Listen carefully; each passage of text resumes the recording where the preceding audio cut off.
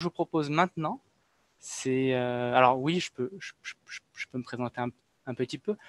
Je fais de la formation, je suis plutôt consultant agile, que ce soit en facilitation, Scrum Master, je fais du coaching aussi.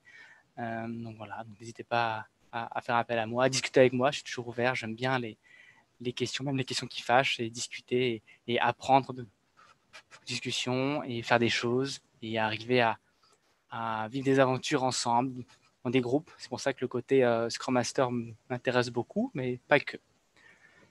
Alors, je vais quand même partager quelques liens en commençant. Tac, tac, tac. On va partager ça. Alors, Safe. Parlons un peu de Safe. Je vais prendre des notes. Alors, je vous présente vite fait quand même. Donc, Safe pour Scale Agile Framework. Alors, beaucoup de gens ici, sans doute, savent de quoi je parle vite fait. Donc, une façon, effectivement, d'aller à l'échelle avec l'agilité. Si ce mot n'est pas tabou pour vous, arriver à gérer les dépendances, à faire en sorte qu'on arrive à rester le plus agile possible en ayant, on va dire, une collaboration de plusieurs équipes, une douzaine d'équipes qui travaillent sur un même produit. Donc, et ça l'enjeu, en tout cas que Safe veut adresser.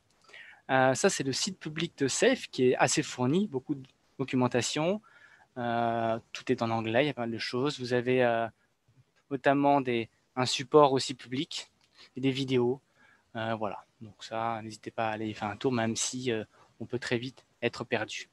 Je vous montre vite fait aussi, donc nous avons un site pour tous ceux qui sont certifiés. Donc oui, on parlera aussi un peu de certification, puisque CEF met à disposition du contenu, des articles, de l'aide pour ceux qui pratiquent, ceux qui sont certifiés, reconnus, ou ceux qui forment aussi à sa boîte à outils, à ce framework. Même, je dirais plus, à ce système d'exploitation, puisque c'est comme ça que Safe se revendique. Alors, pourquoi on parle aussi de Safe? Parce que c'est quand même... donc là, bon, vous avez peut-être accès à différents rapports. Il y a celui, effectivement, le Set of Agile Report qui est gratuit, où il y a des statistiques. Alors, on en trouve d'autres sur Internet qui présentent un peu des statistiques sur... ah, j'arrive pas à avancer. Tac, tac, tac, tac. C'est bon. Je sais pas si on voit très bien, mais on voit quand même, alors, dans certains pays, par exemple, aux États-Unis, au Canada, en France aussi, Safe est quand même très répandu. Donc là, ici, on le voit avec celui-là, qui date un petit peu, mais qui sont au moins à 30% des approches à l'échelle. Et pour finir là-dessus, il y a Michel Levallo, Vasselot, qui a créé et anime le club France francophone. Et tous les ans ou tous les 6 mois, il fait des statistiques sur l'utilisation de Safe. Donc n'hésitez pas à aller jeter un coup d'œil à ces articles. Voilà, pour voir un peu ce qu'il en est. Et effectivement, pour avoir une agence au Canada, on nous disait que Safe est aussi répandu que Scrum dans la pratique des équipes ou des entreprises qui veulent se transformer, en tout cas. Ok, alors ce que je vous propose maintenant, donc, c'est de continuer à parler de Safe en utilisant un tableau blanc. Ok, j'aime pas trop faire des slides. On va échanger. On va essayer d'avancer. Alors, commençons. J'utilise ça proprement. Donc, on parle de Safe pour Scale Agile Framework. Ok.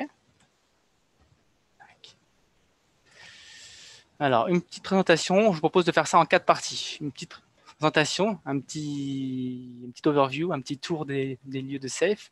Puis, on parlera vraiment du modèle, ce que Safe propose. Et puis, on évoquera les événements et enfin un petit focus sur le PI planning. D'accord. Donc, on a dit un framework d'entreprise. D'accord. Safe parle vraiment de système d'exploitation double, double parce que vous avez déjà un système hiérarchique qui est en place, donc c'est virtuel, comme le font d'autres aussi. Hein. Donc c'est une mise en place autour d'une chaîne de valeur. D'accord. Donc si vous produisez un produit ou différents produits, vous avez différentes chaînes de valeur dans votre entreprise. Et le but, c'est de créer un réseau autour de cette chaîne de valeur pour livrer au plus tôt, le plus efficacement possible votre valeur. Donc on a un réseau qui peut être très large puisqu'on va inclure tous les acteurs, toutes les personnes qui contribuent à cette valeur dans cette entité-là, dans cette entité que Safe, d'ailleurs, a transformé en métaphore du train. Donc on va en parler un petit peu. Donc on parle bien de framework d'entreprise, on parle bien d'agilité à l'échelle, d'accord. Safe se pose quand même avant tout à la base comme une abstraction de Scrum quand même, on peut en parler. Tac. Ce sera un peu plus clair quand je ferai quand je vous montrerai les événements. D'accord. Safe, c'est aussi géré par une entité qui est la Scaled Agile Inc. D'accord, qui est seul autorisé à maintenir le support, à faire les certifications, à faire évoluer, puisque Safe évolue.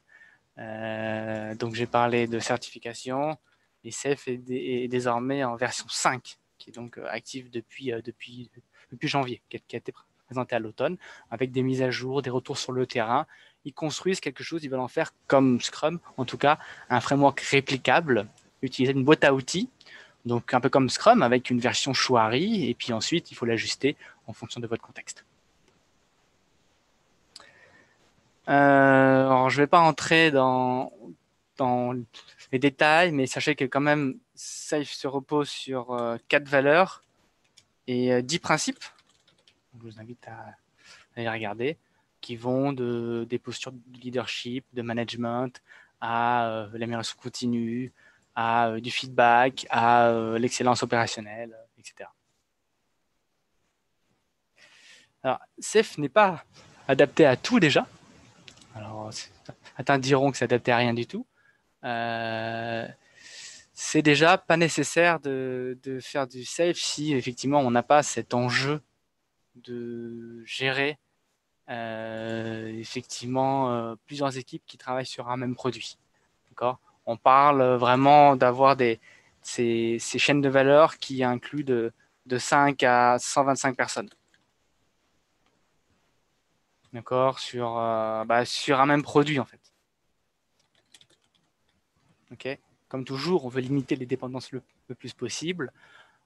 Safe propose quelque chose pour les gérer quand finalement, on a isolé quand même une chaîne de valeur, mais on a quand même beaucoup de personnes, jusqu'à une centaine de personnes qui travaillent sur un produit. Donc, comment faire? D'accord. Alors, j'ai parlé de Scale Agile Inc. Donc, Safe, alors, les prémices sont en 2007, mais la version 1 a été faite en 2011. Et c'est par alors Dean, que j'écris bien son nom, Leffingwell, qui est donc l'auteur de Safe. Voilà. Et puis pour finir sur cette introduction à Safe, tac, tac, je fais des petites flèches, bon, ça pas grand-chose. Safe quand même, en fait, recense beaucoup de pratiques qui existent déjà. Et à chaque nouvelle version, inclut de nouvelles pratiques. Leur mérite, entre guillemets, c'est d'essayer de les mettre ensemble pour que ça fonctionne, d'essayer sur le terrain, de faire les retours, d'ajuster, de présenter, de diffuser aussi ces pratiques, d'en faire le porte-parole. Et en fait, il y en a beaucoup. Donc, Safe en lui-même, finalement, on n'a pas inventé beaucoup de choses, a mis tout en place ensemble. Alors, quelques événements qui sont un peu spécifiques, comme le PI Planning, on va en parler, mais on peut parler de Lean Management, surtout, de Lean Startup. Ok, ça passe beaucoup dessus. Bon, il y a de l'agilité ou ce qu'ils appellent eux, le mindset Lean Agile. D'accord. Bon, Scrum, Kanban,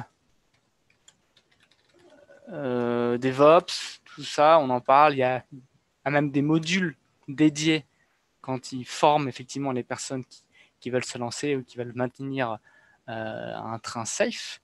Alors, il y en a plein, hein. On parle beaucoup de pratiques logicielles aussi, donc on cite pas mal Extreme Programming aussi, surtout la pensée systémique, bon, j'en oublie d'autres, le lean budgeting pour la gestion des budgets, le management 3.0, etc., etc. Voilà pour un petit bout d'horizon de Safe.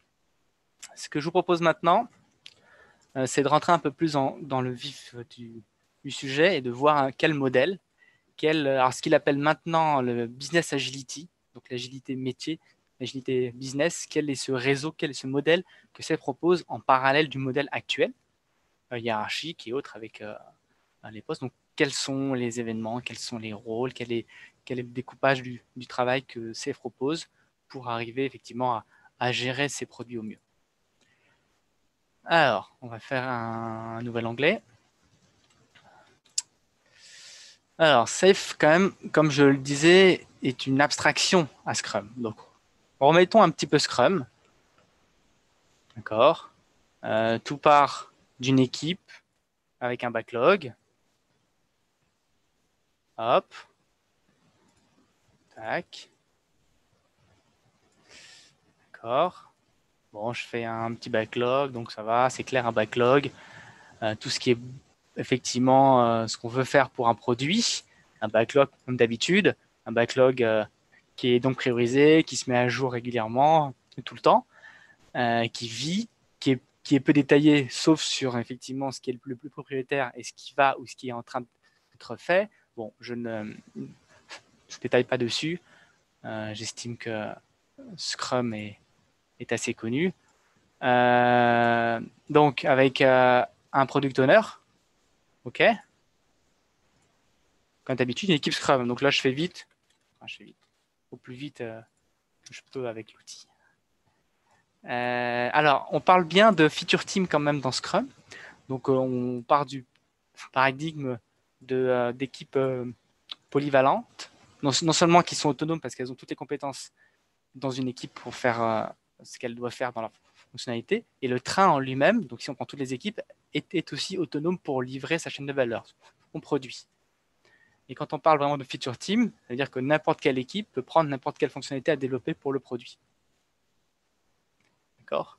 Et ça veut dire qu'aussi qu'on veut aussi que les personnes, donc les membres d'équipe, on parle bien de membres d'équipe et pas de développeurs, parce qu'il peut y avoir toutes les compétences, on peut avoir des gens qui font un peu tout. Voilà, on s'auto-organise comme d'habitude, donc là on repose sur ce qu'on connaît de Scrum. Ok. Et puis, tac, hop, tac. Et hop, pardon. Et puis quand même un Scrum Master. Alors effectivement, même si on dit vous pouvez faire du Kanban ou ce que vous voulez, même si Kanban n'est pas vraiment une gestion de projet ou de produit, bref, on pourra en parler, mais en tout cas, en Chouari, on part du principe qu'on fait du Scrum et qu'on va à l'échelle dans Safe. C'est pour ça que Safe propose un peu ces différents rôles-là. Donc, Product Owner qui aura la charge du backlog d'équipe, qui d'ailleurs, j'ai pas noté là, mais dedans, il y a des user stories, il y a des tickets, il y a des tâches, il y a ce que vous voulez. Donc là t'embouilles de l'équipe. OK. Alors, je vais noter aussi donc le Scrum Master. Pas très pratique quand même. Hop, pour l'aider. Alors, ce qui est important. Tac. Ok, ça marche pas. Bon, c'est pas grave.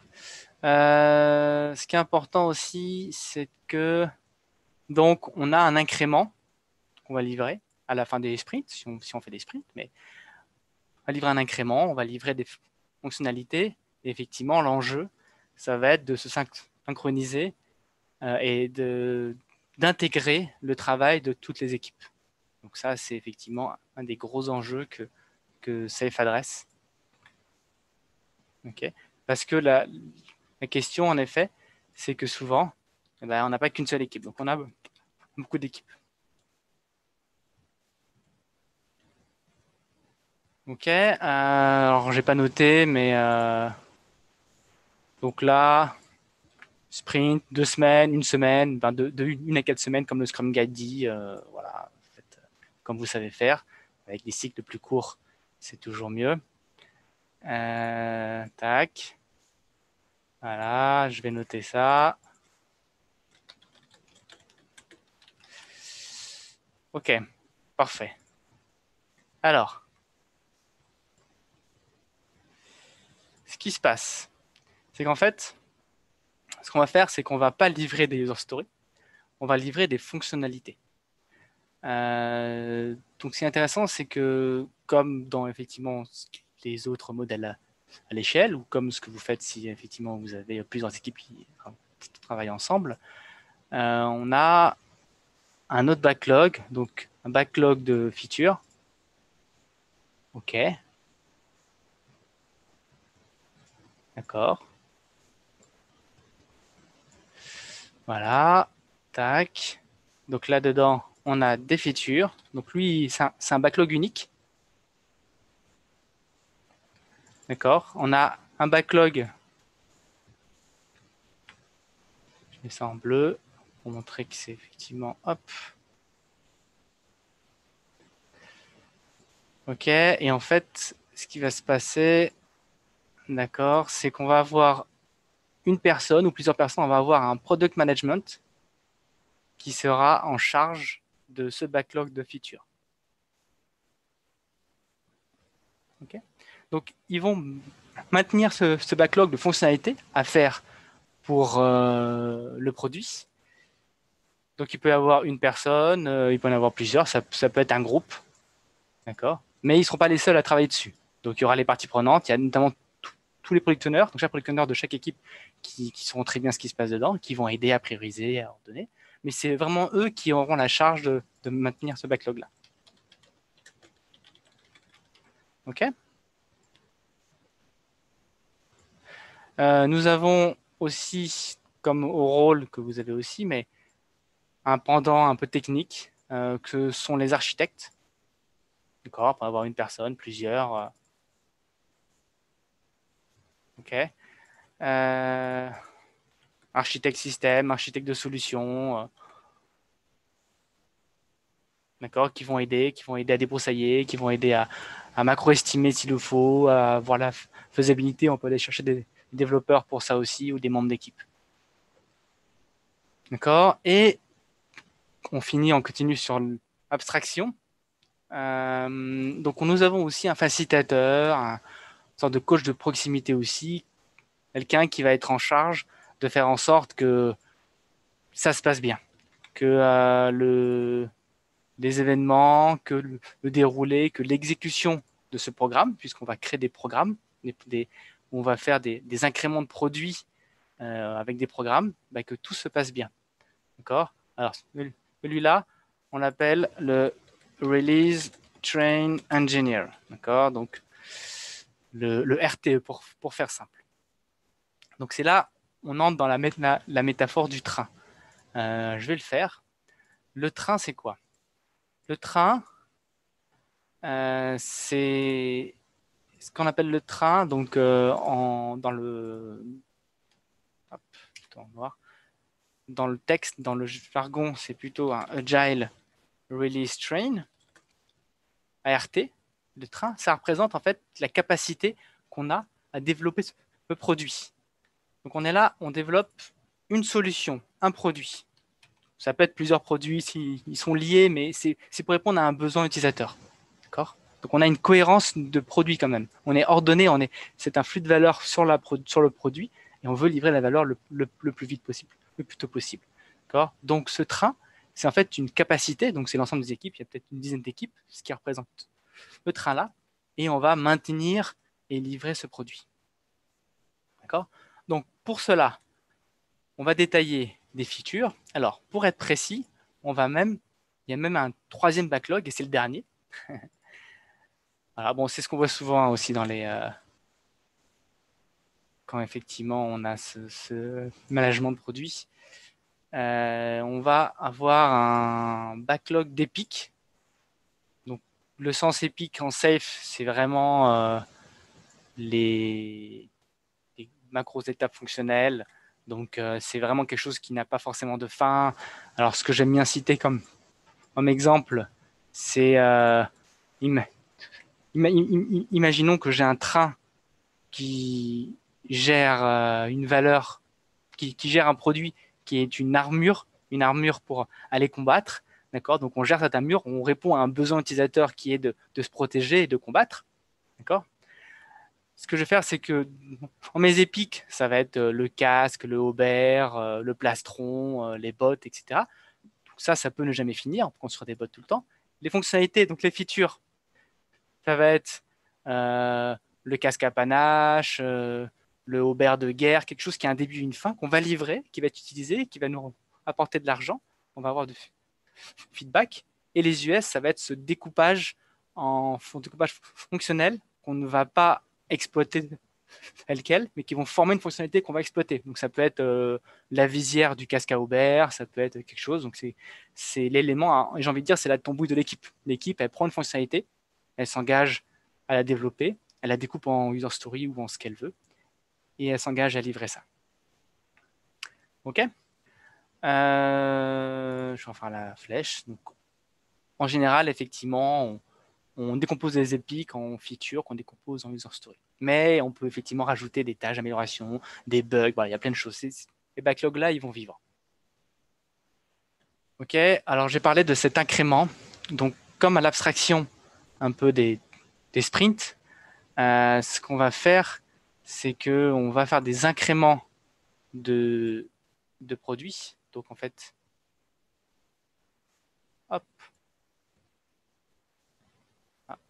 c'est bon. Donc ici, on va avoir ce qu'on appelle un PI pour un incrément euh, de programme, en fait, de produit. Hop, incrément de programme en français. OK. Et lui, c'est environ 10 semaines. D'accord. Après, si vous voulez faire moins, plus, voilà. C'est comme vous pouvez. Donc, par défaut, on vous propose de partir sur 5, c'est des sprints sur 5 sprints de 2 semaines. Voilà. Mais après, moi, je l'ai déjà expérimenté avec des sprints de 3 semaines. Il y a peut-être des anciens collègues qui sont présents là. On a expérimenté ensemble et ça fonctionne très, très bien aussi. Effectivement, vous faites au mieux par rapport à ce que vous pouvez faire et pour des cycles plus courts. Par contre, effectivement, on va demander à ce que toutes les équipes soient synchronisées, d'accord, et la même cadence. Le but, c'est d'arriver à gérer cette intégration ensemble et à gérer les dépendances et les risques. D'accord. Donc, je rappelle quand même que tous ces backlogs, ils sont priorisés. OK. Tous. D'accord. Effectivement, ce travail est fait en permanence, comme d'habitude. Je rappelle avec les PO qui ont la responsabilité des backlogs d'équipe et le product management qui a la responsabilité du backlog de features. Le backlog d'Epic, tout dépend. Alors souvent, effectivement, il va être géré par plusieurs personnes, souvent des product managers. Ça peut être aussi par des parties prenantes ou par le top management. Donc, et ça, c'est quelque chose qu'on peut gérer dans une gestion de portefeuille. On pourra en parler. Mais il y a un dernier rôle qui est assez important, que je vais mettre ici, qui est donc les parties prenantes, les responsables métiers, qui sont, donc il y en a beaucoup en général, qui font des études de marché, qui suivent le terrain, qui sont donc les parties principales de ces backlogs-là et qui sont donc les business owners. Voilà, c'est le terme. D'accord, qui vont être présents dans le train, qui sont des acteurs du train aussi, hein, qui vont peut-être pas être tout le temps présents, mais qui sont là et qui vont aider à prioriser, à travailler, à reprioriser s'il le faut. Et on va créer des liens avec les équipes aussi. OK. Donc, qu'est-ce que je veux dire encore? Oui, on va aussi gérer. Donc là, il y a une gestion de tâches. On peut faire du Kanban.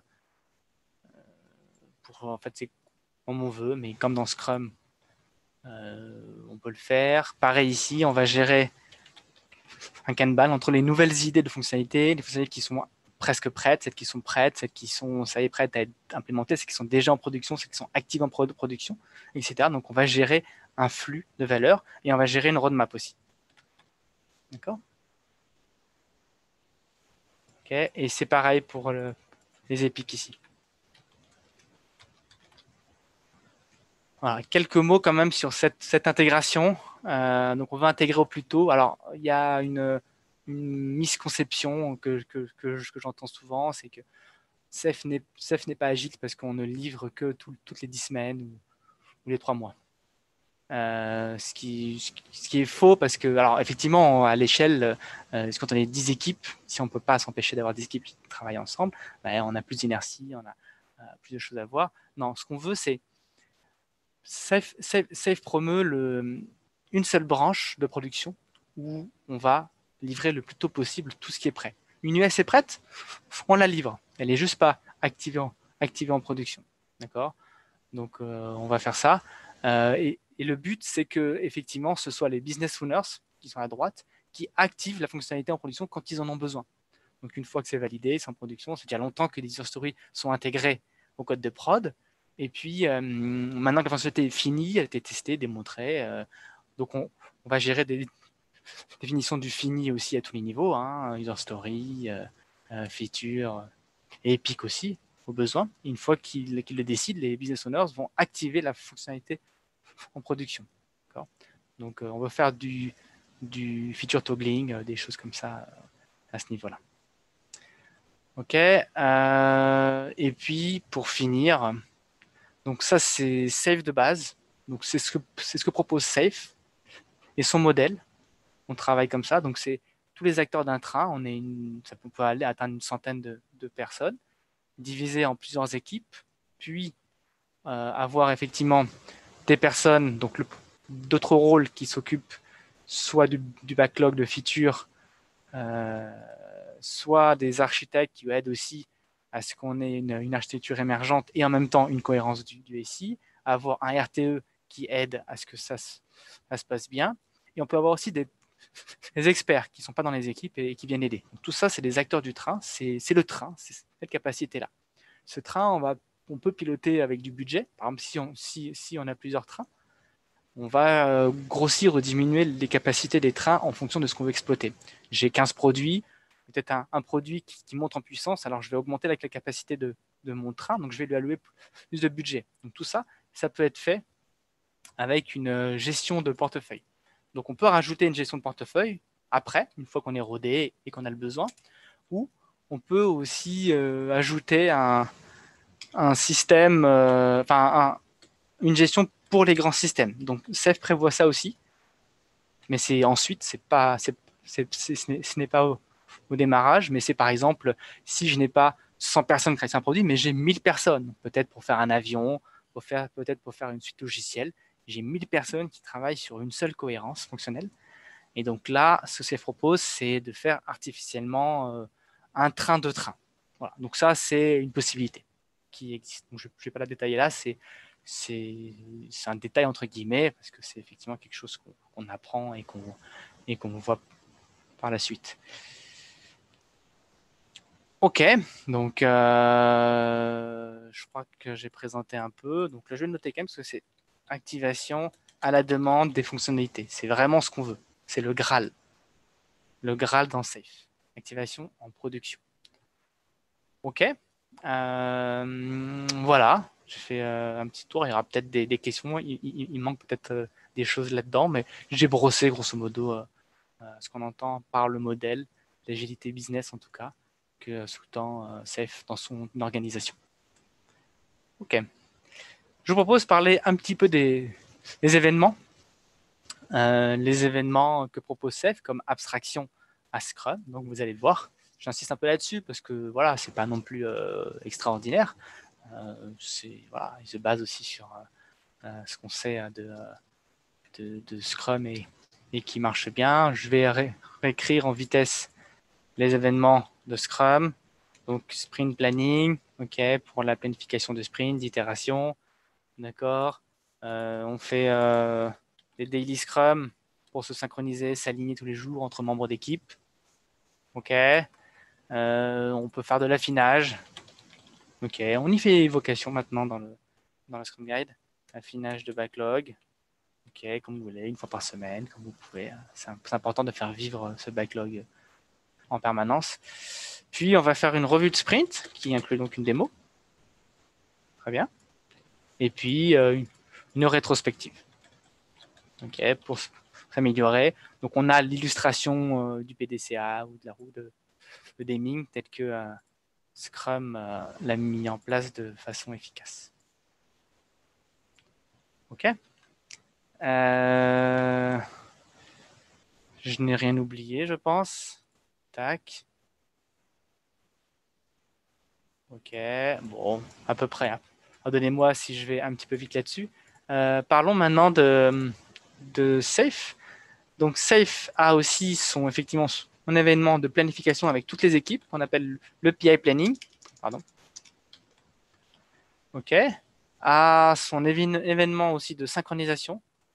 Ok, la synchronisation de train qu'on appelle RT-Sync. D'accord. Donc on peut faire du Scrum de Scrum, on peut faire des synchronisation de PO. Voilà.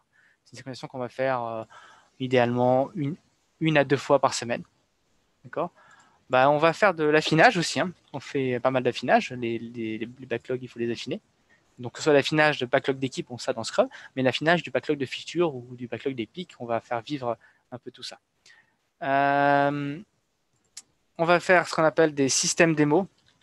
D'accord. Donc, des démonstrations de la solution intégrée que produisent toutes les équipes.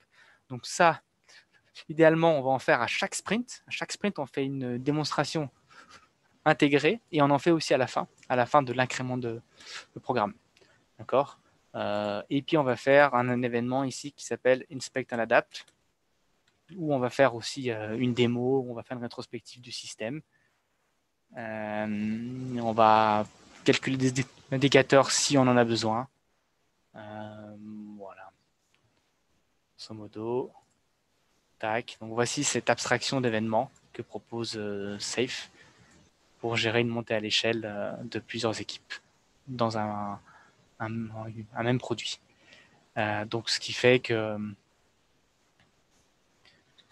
voilà, avec Scrum, bon, je vous ai dit, hein, c'est comme d'habitude un à 4 semaines, on se base dessus. Et puis pour Safe, on va faire donc des incréments, on appelle ça donc des programmes increment, incrément de programme.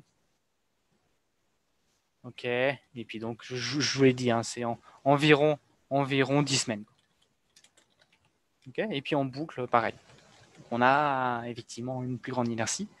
Mais c'est pareil, si, comme pour un sprint, si le plan n'est pas à jour, on le met à jour, on le corrige, on accepte le changement même tard. Le but, c'est d'être au plus proche de la valeur qu'on livre. Ok. Bon, ça me paraît pas trop mal, ça. Alors, j'aimerais faire un petit focus maintenant sur le PI Planning. C'est un peu, on va dire, l'événement phare de Safe. Et c'est quelque chose qui est peut-être le plus encensé dans ses différentes pratiques ou ses façons de faire ou son agrégat de pratiques en tout cas. Donc le PI Planning qu'on voit ici, qui est en fait effectivement donc l'événement de planification qui dure 2 jours. Okay. Donc un peu plus important qu'un sprint planning, sachant qu'on refait les autres. Hein. Donc le but c'est après de faire du Scrum habituellement. Donc les équipes après elles repartent, elles vont faire leur sprint planning comme d'habitude, leur daily, leur finage. Et en plus de ça, il y a les événements liés à Safe pour se synchroniser dans un même train. Alors, parlons du PI planning. Tac, donc PI planning, donc incrément de programme, l'événement de la planification. Ok. Alors, je vous ai dit, c'est donc 2 jours. 2 jours sur place. Tac. C'est un peu petit.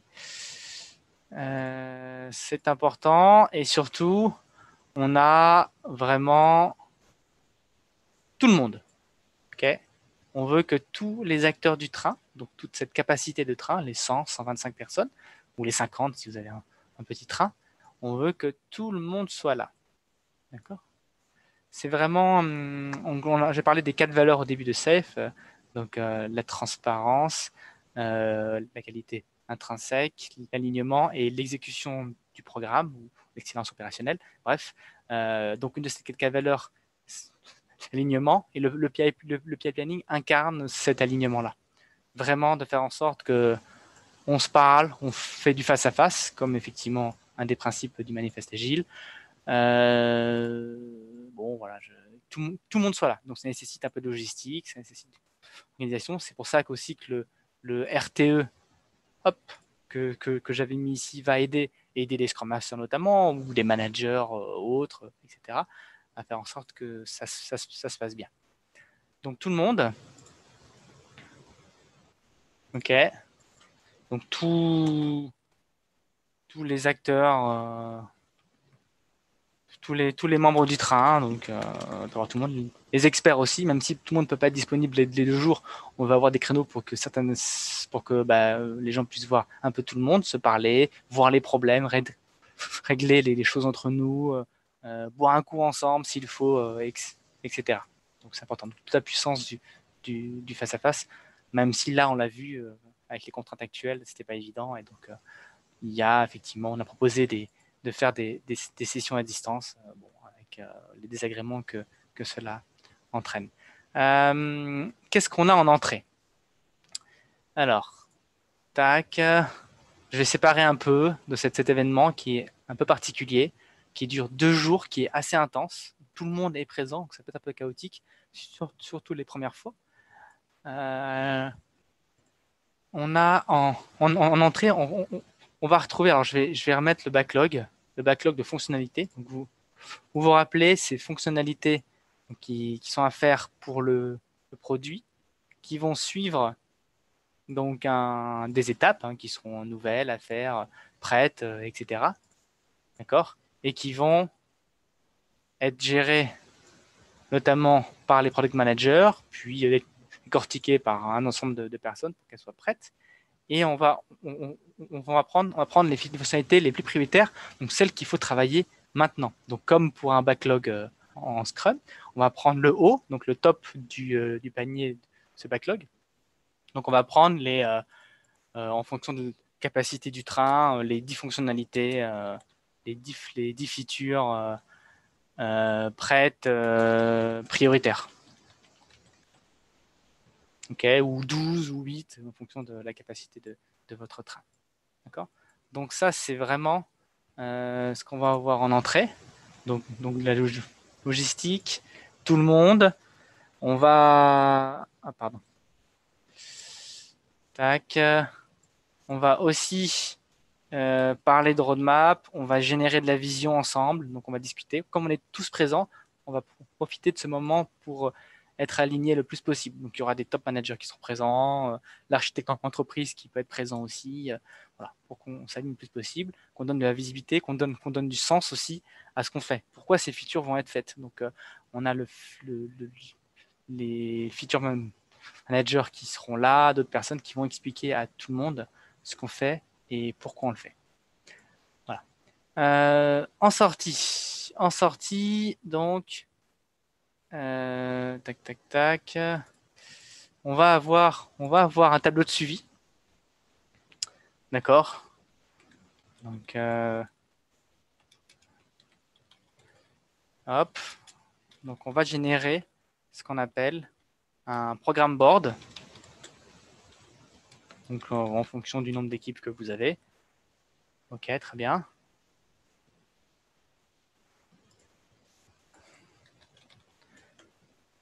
Hop. Donc, on va tout étaler. On va essayer de montrer quelle est notre projection. Qu'est-ce qu'on peut faire, qu'est-ce qu'on peut planifier avec la connaissance qu'on a actuellement, même si ça peut changer. Ça donne une projection. D'accord. Et puis, on va faire en sorte que c'est les équipes elles-mêmes qui vont décortiquer ces features, sachant que il y a pas mal de monde qui sont présents. Donc, les architectes seront là, les product managers seront là, les business owners seront là aussi.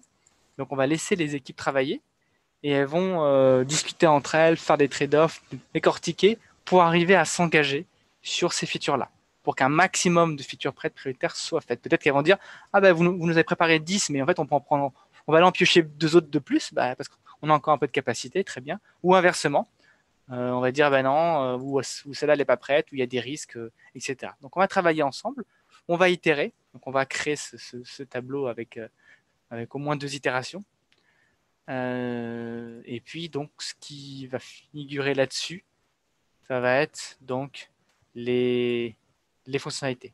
Donc par exemple, je sais pas, l'équipe A s'engage à faire cette fonctionnalité au sprint 2, celle-là au sprint 4, etc. Donc on a un plan, on va le suivre après, bon, tout peut arriver, et on va matérialiser les dépendances, donc avec un trait, une ficelle, n'importe quoi, et puis on va suivre tout ça. On va voir si on peut pas les enlever, on va voir si on peut pas les gérer aussi peut-être sous forme de risque. Donc on va maintenir, on va afficher tout ça, on va le suivre quand on fera nos synchronisations.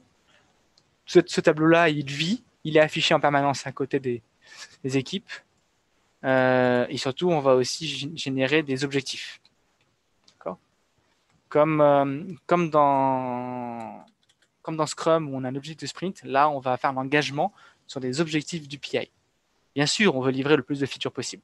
Mais les features, derrière, c'est pour accomplir des objectifs, des parts de marché, je sais pas moi, plus de personnes, moins de taux de rebond, j'en sais rien. Et tout ça, on va les afficher, les évaluer et les travailler ensemble avec les équipes. D'accord? Donc, c'est un petit peu ça qu'on aura en sortie de ce PI planning. Et donc, ça, effectivement, on s'appelle un programme board, un tableau du programme de dépendance. Voilà ce qu'on a dans cet événement qui est un petit peu intense, sachant qu'en général, on fait la rétrospective du système la veille, donc on est encore ensemble, et donc voilà, c'est assez intense.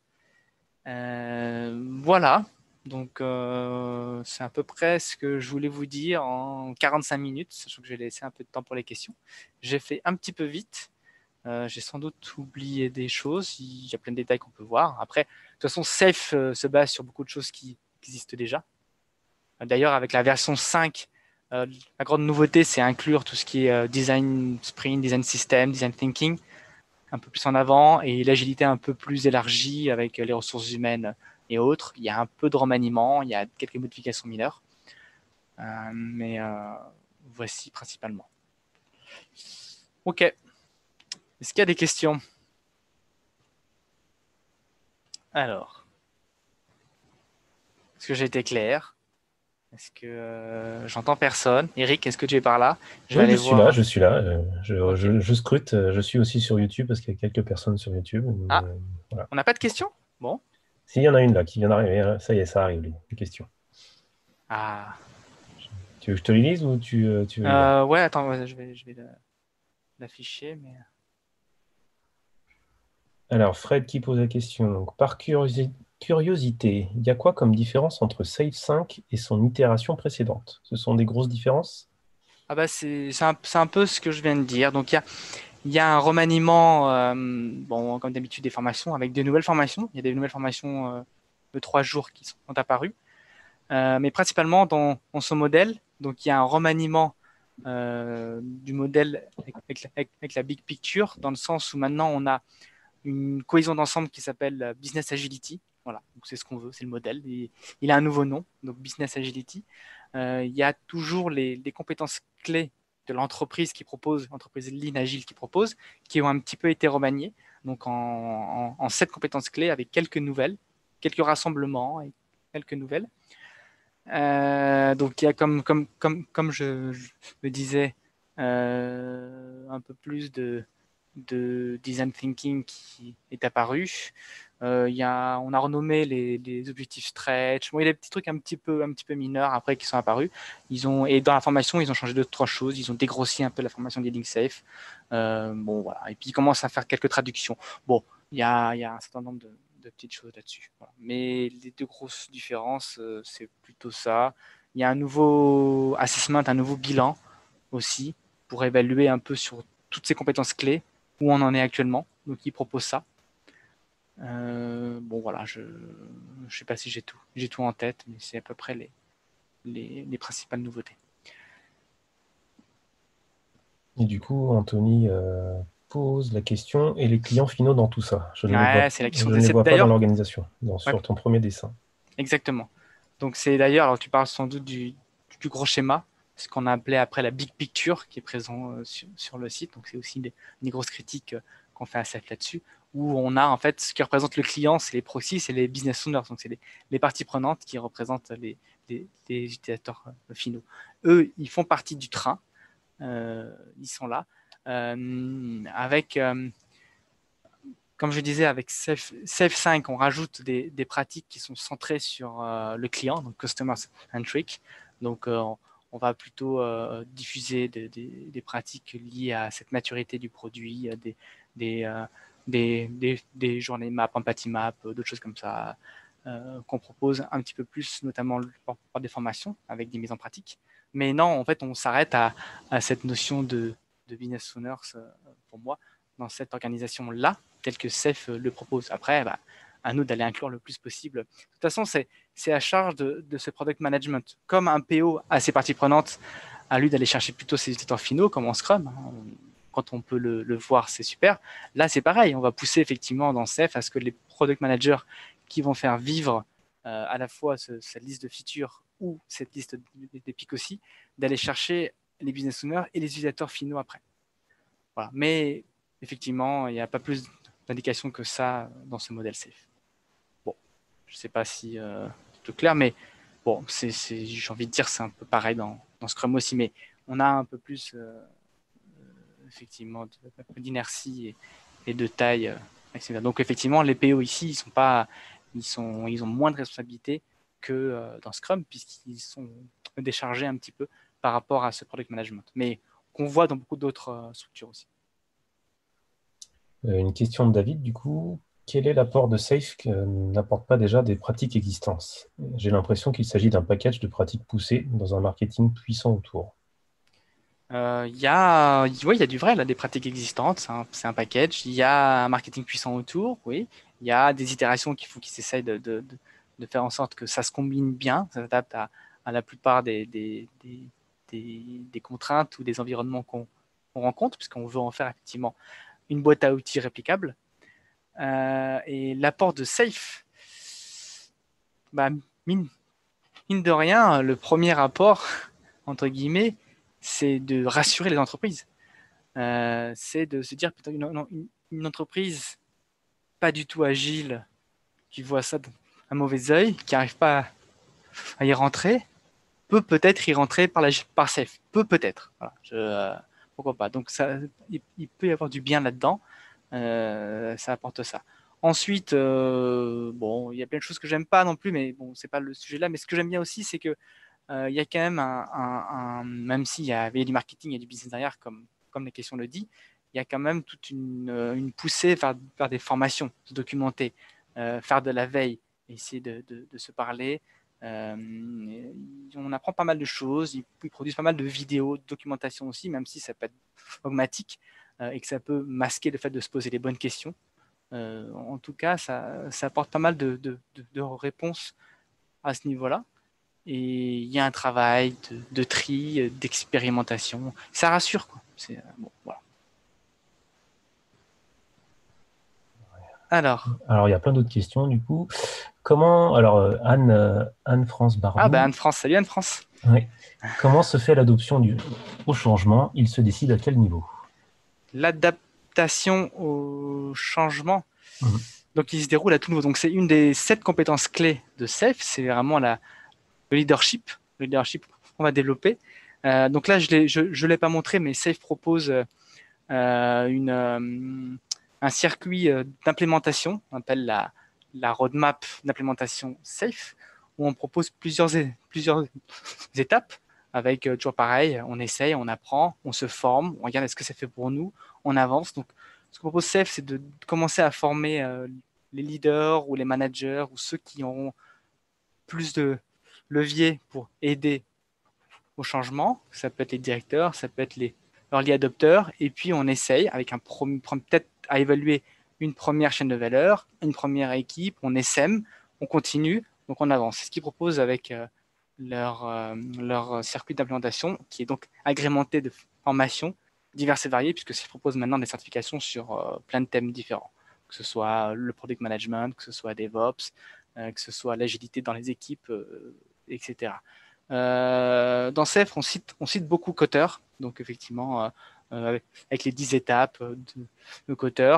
On en parle beaucoup dans les formations quand même, donc de cette gestion. Après, comme d'habitude, hein, une formation peut être mal dispensée et en général ne suffit pas. Donc, il faut accompagner, il faut suivre. Après, sur cet accompagnement au quotidien, il faut accepter aussi de se faire suivre quand on est manager ou quand on est effectivement, on s'accroche à nos acquis. Ok. Il y a plein de questions du coup. Cool. Alors, David repose une autre question. As-tu des retours sur de la satisfaction des utilisateurs de tes propres expériences? Ok, Pardon, t'as j'ai oublié la question. raté une question, ouais. Ouais, la question de Mathieu, pardon. Les principaux pièges à éviter lors d'un déploiement safe. Bon, j'ai pas assez d'expérience, je pense, pour en parler, parce que j'en ai vécu qu'un seul de l'intérieur. Mais il y a le côté, c'est d'ailleurs une des avancées de CEF 5, entre guillemets, où on essaie d'aller creuser un peu plus autour des services, pas que de l'IT. Mais voilà, un des pièges, c'est de se cantonner à l'IT uniquement. L'autre piège, c'est, il y en a beaucoup, et d'ailleurs, il y en a peut-être trop, qui fait que beaucoup de safe ne marchent pas très bien. Il y a ce qu'on appelle ne pas lier à la hiérarchie. On parle bien d'un deuxième réseau. Il y a effectivement bien comprendre, donc peut-être le pratiquer en chouari avant d'aller vers plus de choses. Il y a des gens déjà qui enlèvent plein de trucs de base, comme dans Scrum d'ailleurs. Il y en a, par exemple, le dernier sprint qui est dédié à l'innovation. J'ai vu des retours de gens qui ne le faisaient pas. Des PI planning, d'ailleurs, un des gros écueils, c'est de ne pas faire un vrai PI planning, c'est-à-dire de prendre que des représentants, des lead tech, et puis de faire un petit truc à huis clos. Ça, en général, ça marche pas très bien. Voilà, on peut continuer longtemps, mais bon, malheureusement, comme c'est assez gros, il y a pas mal de possibilités de se tromper. Donc, David pose la question, est-ce que tu as des retours sur de la satisfaction des utilisateurs de tes propres expériences? En tout cas, moi, de l'expérience que j'ai vécue, c'est assez mitigé. Quand j'en parle à d'autres coachs qui étaient présents, à d'autres intervenants, des Scrum Masters ou à des devs, il y a un peu de tout. C'est pas si évident. J'ai vu pas mal de retours aussi en conférence assez positifs, alors que des fois, ils n'ont pas expérimenté grand-chose, mais comme ils partent de tellement loin, ils arrivent à livrer tous les 3 mois, ils sont super contents, plutôt que d'arriver à livrer tous les 2 ans, grâce à Safe. Après, vous trouverez pas mal de retours sur Internet, des gens qui s'y sont essayés, qui sont partis. C'est assez mitigé et après, effectivement, c'est quand même assez décrié par la communauté des gens parce qu'il y a quand même pas mal d'écueils de façon à masquer les bonnes questions et du coup à ne pas vraiment être agile. Mais bon, avec Scrum, on peut ne pas être agile aussi, et j'en vois souvent. Donc, une petite question de Julien Aumont. Coucou Julien. Si on compare à un autre framework de mise à l'échelle, LESS, qui est plus simple, n'est-ce pas lourd et compliqué à mettre en œuvre? Alors, je ne vais pas avancer parce que je connais très peu les autres. Je me suis documenté, mais j'ai pas expérimenté. Donc, effectivement, oui, c'est le plus lourd, en doute. C'est peut-être en doute le plus compliqué à mettre en œuvre. Pour l'avoir vécu, effectivement, hein, pour le mettre en œuvre, itérer, améliorer, ça prend du temps, c'est pas évident. Euh, voilà, par contre, il apporte une assurance, une sécurité, il ajoute des choses. Oui, là, je n'ai pas encore donné mon avis là-dessus, mais il y a sans doute mieux à faire en fonction du contexte ou de ce qu'on veut faire, quoi. Mais dans certains cas, ça peut être très adapté. Donc oui, je suis à peu près d'accord avec ce que tu dis. Donc, Régis, pourquoi ce choix safe des 10 semaines? Est-ce du fait que les fonctions n'étaient pas livrées à chaque itération de 4 semaines par Scrum? Alors là, je répète ce que j'ai dit, hein. Dans CEF, il y a 3 livraisons, 3 rythmes de livraison, enfin 3 rythmes différents, entre guillemets. On incrémente un peu comme un sprint, un peu l'engagement sur les fonctionnalités. Alors oui, donc on a cette notion le 10 semaines, que je pense que beaucoup de gens réutilisent dans une gestion à peu près à 3 mois pour avoir une visibilité correcte et sans trop euh, rigidifier un peu cette planification-là. On veut générer un petit engagement, mais comme d'habitude, on découvre des choses. Donc, Save pense que c'est le bon rythme. Après, à vous de voir. Peut-être que c'est 2 mois, peut-être que c'est 4 mois pour effectivement arriver à se projeter et à planifier. Donc ça, c'est le rythme d'engagement. Par contre, on ne va pas livrer tous les 4 mois. En production, on va livrer tous les jours. Le but, c'est de livrer le plus vite possible pour voir les problèmes le plus tôt possible. Dès qu'il y en a un qui casse le build, on le voit tout de suite, on le répare, c'est le but, pour ne pas intégrer à la fin avec l'effet Big Bang qu'on peut voir souvent. Voilà. Et ensuite, le rythme finalement qui est le plus intéressant, c'est l'ouverture, comme tu dis, des fonctionnalités aux productions pour les faire exploiter et les livrer aux utilisateurs finaux. Et ça va se faire à la demande. C'est ce qu'on veut. On veut vraiment le faire à la demande. Donc les 10 semaines, bon, c'est pas, c'est un juste milieu, je pense, mais beaucoup de gens font ça. Effectivement, quand on fait une abstraction, on va coordonner plusieurs équipes. On a une roadmap à peu près 10 semaines, mais on veut générer une roadmap des pics à plusieurs années aussi pour avoir un peu une indication. Donc on veut avoir comme une roadmap. Une roadmap, c'est intéressant, même dans un cadre agile. Il faut juste pas le rigidifier ou c'était peut-être intéressant avec les informations qu'on a eues à un instant donné, mais qui ne sont plus à jour et il faut pas s'accrocher à ça. Voilà. Alors, deux petites questions de Rafi. Alors, la première, avec des équipes pluridisciplinaires, on va nécessairement avoir des tâches techniques ou des bugs qui affectent plusieurs équipes. La gestion du backlog technique tombe à quel niveau? Alors, Safe ne propose pas tellement de choses là-dessus. Nous, pour l'avoir expérimenté, on n'était pas totalement en feature team, donc on était plutôt en des équipes spécialisées. Bon, pour ceux qui étaient avec moi, peut-être qu'il y en a qui sont en assistance ici, on était plutôt spécialisés dans certains domaines fonctionnels. Donc, effectivement, quand il y avait des bugs dessus, c'était facile de savoir dans quel backlog. Après, on peut très bien imaginer, nous, ce qu'on faisait, c'est qu'on avait un pourcentage. On disait que chaque équipe devait prendre un pourcentage de bugs.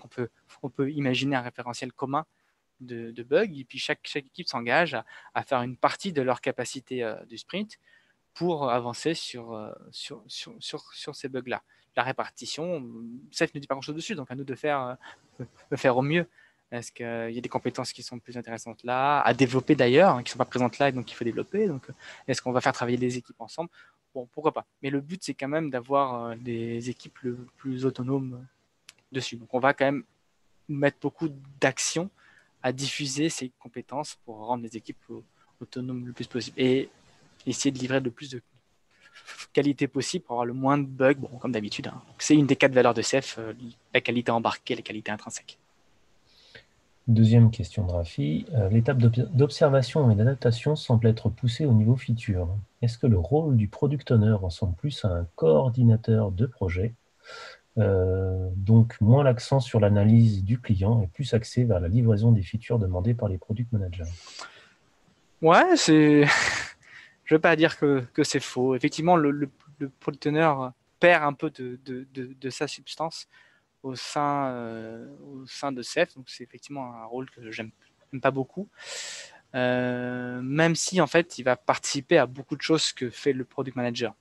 Donc, l'écriture, la maturation des features, en fait, tous les PO seront quasiment présents. Surtout s'ils ont des affinités ou pour tel ou tel domaine. Ils vont être présents. Donc, ils vont aider, ils vont pas avoir cette charge de backlog commun qui est donc un product management. Mais oui, c'est vrai qu'ils perdent un peu là-dessus. Donc, bon, on peut à l'extrême, je pense que dans beaucoup d'implémentations safe, oui, on a des PO qui ressemblent donc à des managers, peut-être à des coordonnateurs à la limite. C'est un peu ce que j'ai vécu aussi, ça. Une question d'Élise. Comment présenterais-tu Safe à un client relativement frileux à l'agilité? Ou en tout cas plutôt axé, l'agilité, c'est bien, mais seulement dans les équipes qui produisent. Dans les équipes qui produisent. Ok. Moi, j'imagine des équipes de développement, j'imagine. Enfin, après, corrige-nous si tu es encore là, Élise. Après, Ceph met en avant effectivement ces indicateurs en termes alors, je ne vais pas montrer là, mais il parle effectivement de plus de valeur livrée, plus de bonheur dans les équipes, moins de défects. Donc, c'est des statistiques qu'ils mettent en avant sur leur site, notamment avec leurs case studies, donc des études de cas qu'ils ont mis en avant. On en trouve d'autres qui ne sont pas officielles sur Internet, n'hésitez pas à aller chercher. Mais oui, le but, c'est quand même d'avoir un réseau virtuel pour une chaîne de valeur. Donc, on produit quelque chose. Donc, on a des équipes qui réalisent, des équipes qui checkent, des experts, peut-être du droit qui vont intervenir, peut-être des ressources humaines qui vont intervenir dans cette chaîne de valeur. Donc, cette chaîne de valeur, elle peut être très, très large. Convaincre, mais ça, je pense que Ceph le fait assez bien là-dessus, avec ses avantages. Qu'est-ce que Ceph pourrait faire mieux que l'agilité? Il y a ce côté marketing, ce site, cette force derrière, ces summits, ces meet-up qui font que voilà, je pense qu'il y a du poids là-dessus. Moi, je pense qu'il n'y a pas de souci à convaincre des gens à faire du Ceph. Plus de difficulté à vraiment être plus agile, ça, les gens, ils sont plus frileux, je pense. Petite question de Anthony, un peu technique. Si ce sont les business owners qui activent les fonctionnalités en prod, ça veut dire que Safe est forcément associé à un mécanisme de type feature flipping. C'est ça, tout à fait. Donc, j'ai parlé de feature toggling, mais feature flipping, bon, il y a des petites nuances des fois entre ces mots-là, mais oui, c'est ce qu'on veut. C'est ce que Safe propose et promeut, d'utiliser donc le one branch development, là. Donc, d'avoir une seule branche et de faire du feature flipping dedans. Donc, d'avoir des mécanismes prêts pour effectivement à chaque fois arriver à masquer du code le plus possible jusqu'à ce qu'il soit prêt et décidé par le métier pour l'activer en production. C'est ce qu'on veut. Voilà. C'est la cible. Alors, Julien qui fait une question légèrement provocante, d'après ce qu'il dit. Est-ce qu'au final, Safe n'est-il pas un framework à destination des managers? Oui, oui, hein, dans une seconde lecture. D'ailleurs, la formation de base, la Leading Safe, s'adresse avant tout aux managers qu'on repère comme un peu leader, comme je disais un peu tout à l'heure, à ceux qui ont les leviers pour le changement. Mais au final, est-ce que Ceph n'est pas un framework à destination? En tout cas, en théorie, non. Enfin, je veux dire, voilà, le but, c'est d'arriver à se mettre en ordre de bataille pour livrer plus vite et mieux une solution par rapport à un besoin utilisateur.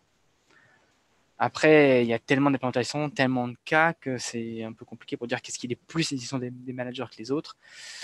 Il y a effectivement ce modèle en couche que j'aime pas trop, qu'ils ont d'ailleurs un peu simplifié. Peut-être qu'ils auraient dû l'inverser. Ça aurait effectivement proposé aux gens de faire moins de bêtises à masquer des couches pardon, des couches hiérarchiques là-dedans. Mais bon, c'est peut-être ce qu'on voit le plus possible. Ouais. Là, c'est une remarque de David. Henrik j'arriverai pas, Kniberg, je dois le prononcer mal, considère Safe comme le SHU level de l'agilité à l'échelle. Ensuite, il faut expérimenter et s'en détacher. Ouais, effectivement, il parle de ça et c'est assez étonnant. Notamment, j'ai vu qu'on en parlait lors de la vidéo de Scrum Life, lors des 2 vidéos de Scrum Life qui parlent un peu de Safe, où on évoque un peu Henrik Nyberg qui en parle pas forcément en mal, sachant que beaucoup de ses confrères en parlent en mal. Mais bon, oui, c'est un des problèmes. Le Shwari, c'est un des problèmes un peu partout aussi, c'est de prendre cette méthodologie. Il n'y a pas de méthode agile, une méthode agile, une recette à tout. Il faut expérimenter et il faut partir en tout cas d'un élément qui a fait ses preuves pour comprendre un peu ce qui se passe. Là, c'est assez gros pour faire un Shwari, mais c'est ce que propose Safe quand même. Ben voilà, je crois qu'on a fait le tour des questions. Est-ce que vous avez encore d'autres questions? Bon, j'espère que j'étais assez clair. Bon. J'étais en formation aujourd'hui aussi, donc c'est un peu difficile à la fin, mais ça va. Bon, bah merci Johan. Merci à tous. Et puis merci à tous. À bientôt pour une prochaine remote class. Et vous pourrez retrouver donc le record de cette présentation sur YouTube et on communiquera pour vous donner le lien. En tout cas, il n'y a pas de souci. Merci. Parfait. Merci à